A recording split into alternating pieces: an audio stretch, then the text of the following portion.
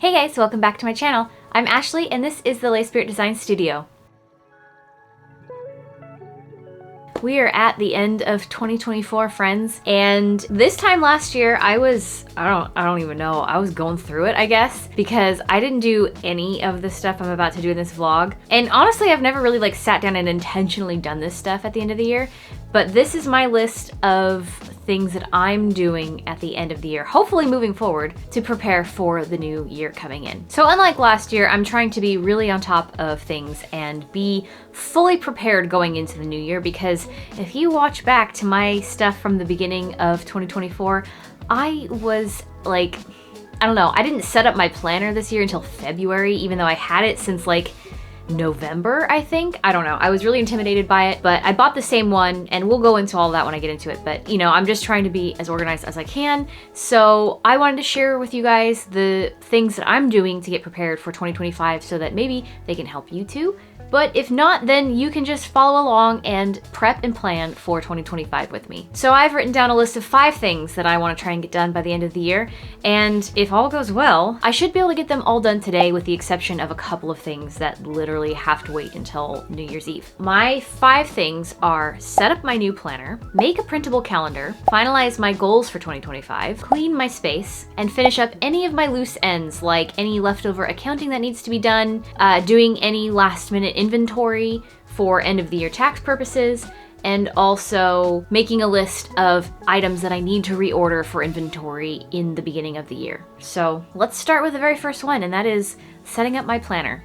So the planner I have been using for 2024 is the Forest Planner by Nicole Josephine, who I'm a big fan of, and I loved it so much. It's so unlike any other planner I've ever used. I bought another one to use for 2025.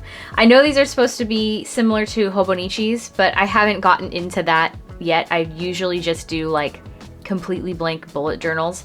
So I've liked the structure of these. I've liked how they're laid out. So we're gonna do that. And even though I have a bunch of stickers from her, and I do usually like the muted, earthy color palette, I decided to make my own. So I'm gonna go through and reference my old planner and start just putting stuff in.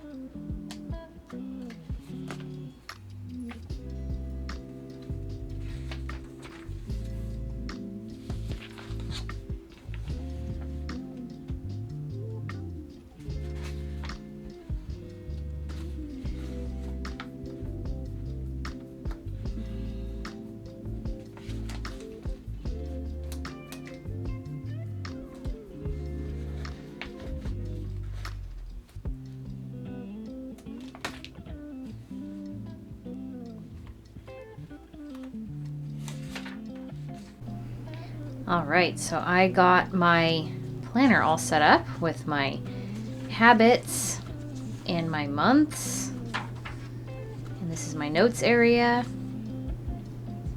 And then I got all of January numbered out.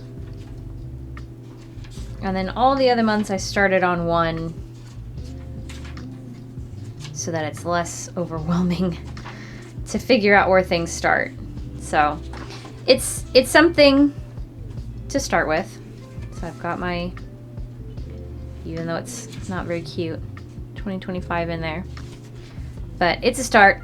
I have to write out what I want my goals to be and then kind of categorize them, and then they will go on this page. So it'll be the very first thing you see. So we'll do that next, but we're gonna do that tomorrow. Good morning, guys.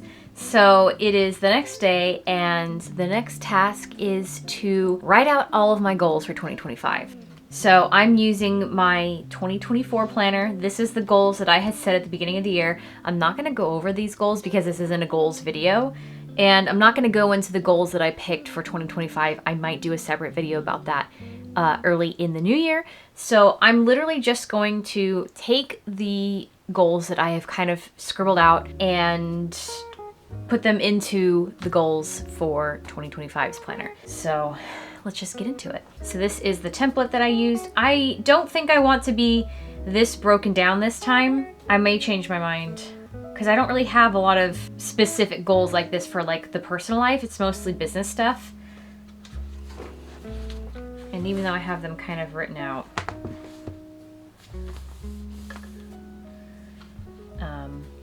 yeah, I'm just gonna do it. I think I'm gonna do one side as business and the other side as personal. I think I like that.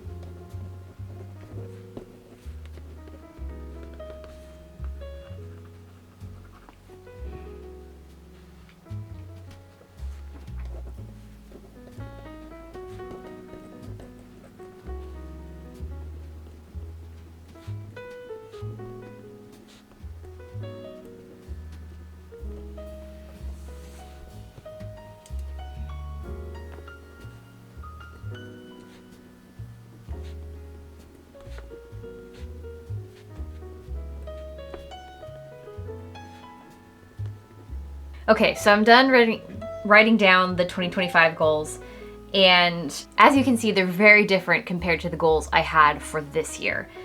And again, I'm not gonna go into an overall talking about the goals that I had for this year or talk in depth about the goals I have for 2025, but yeah, I kind of have things very slimmed down. I feel like I was a little too ambitious this year, and even though I feel like I got, I don't know, like half of my goals done, there was a lot of other work that could have been done that I just didn't have the energy to do.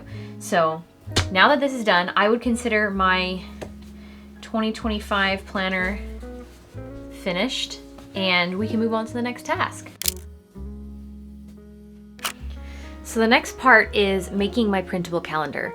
I know you guys have seen the calendar I have on the wall in the back here.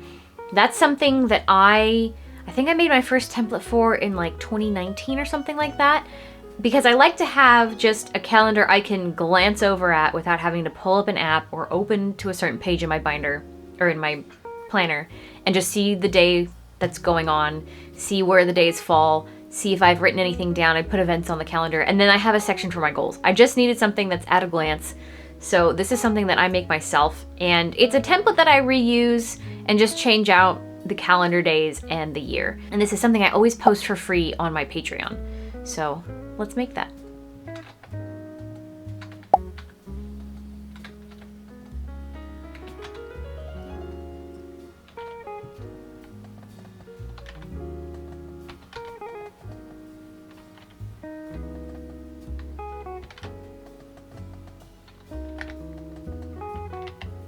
So now that I have all of my pages switched over to 2025 dates, I'm gonna move on to the calendar board itself, and really all that needs to change on here is the year. So I'm gonna pull out my iPad and doodle this up real quick, and I'm just gonna drop it in, and then because it's not quite the first, I'm gonna send this off to print and have my local printer do it instead of myself, because the paper that I have to print this on isn't going to be very pretty. So you'll just have to trust that that's going to go up on the wall as soon as the first hits. But if you guys are interested in downloading this and printing it off for yourself, I'm gonna have it available for free on my Patreon. I want to mention this week's video sponsor, Everbee. Most small businesses starting out online will build their shop with Etsy. And if this is something you're considering, or even if you already have an established Etsy shop, Everbee is a must-have to help you grow. Everbee is an extension for Etsy and plugs right into your shop to provide analytics not only on various keywords and niche topics, but for your own shop and listings as well. While you can sign up and use Everbee completely for free, the amount of data and research tools available in the growth plan is invaluable to an Etsy shop owner of any stage. One of my favorite tools is the Etsy calculator, which allows you to input item costs to see what your net profit and percentage of profit margin is per item sale. Even at the free level, Everbee is great for anyone who is researching niches or keywords for their Etsy listings to help give your shop a great head start. Or you can click the link below. It's an affiliate link. I will get a little bit of a kickback. You don't have to use it, but if you want to support me in any way, that would be a great way to do it. And you can join their growth plan where you get unlimited access to different searches and other really cool things. It's just another great way to give you a head start as a beginner to building your Etsy shop and bringing in the dough. Now, let's get back to our video. Okay, welcome back. It is yet another day, and we're getting on with hopefully the last of the tasks to get ready for 2025. So, task number 4 is cleaning my space. So I've already done a little bit of tidying up around here, putting stuff away. There's a couple more things that I want to find a new home for. But otherwise, because I just did this recently, all I have to do is pretty much dust the tabletop surfaces. So let's just get into it.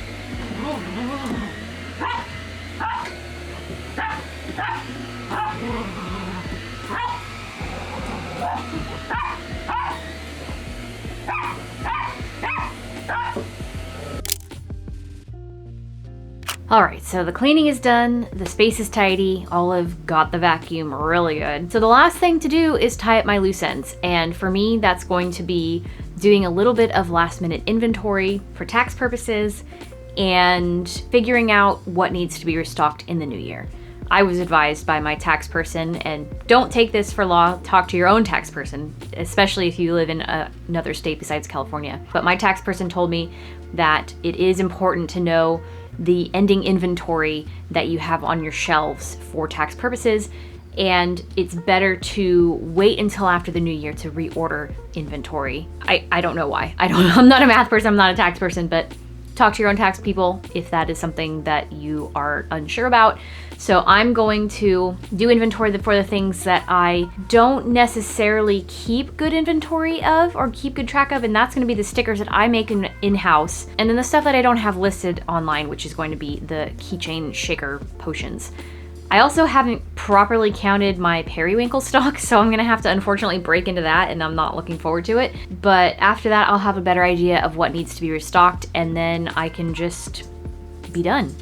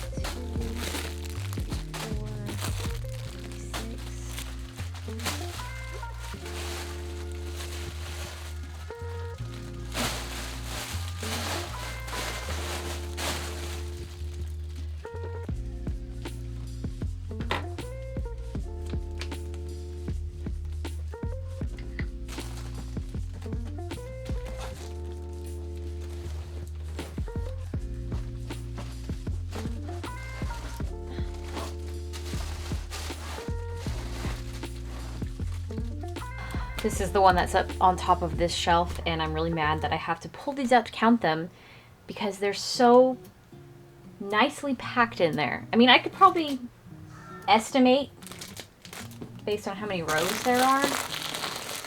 Let's try to do this then.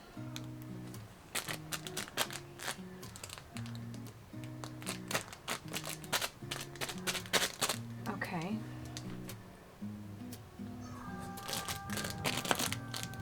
Here. Okay. Good enough for me.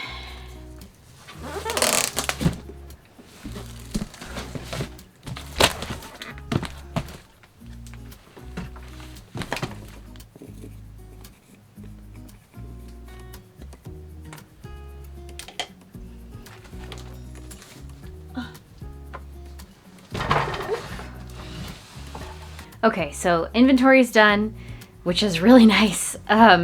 Everything else is already like exactly what it should be on the website, so I can reference that when it comes to the first of the year.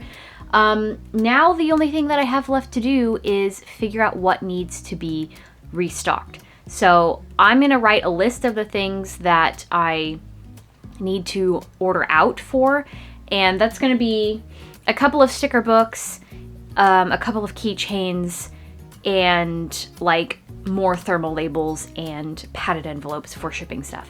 Otherwise, the stuff that I need to print, like all the stickers that I just counted, I'm gonna go through and mark with an orange pen so I can just at a glance see what I need to print. So, last task.